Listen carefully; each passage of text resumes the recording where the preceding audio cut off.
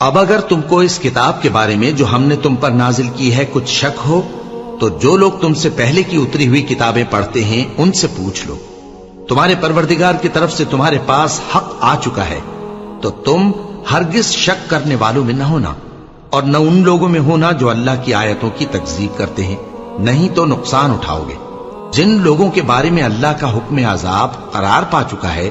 وہ ایمان نہیں لانے کے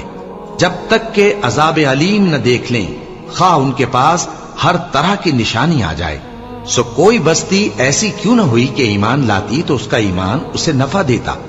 ہاں، یونس کی قوم کہ جب ایمان لائی تو ہم نے دنیا کی زندگی میں ان سے ذلت کا عذاب دور کر دیا اور ایک مدت تک فوائد دنیاوی سے ان کو بہرہ مند رکھا۔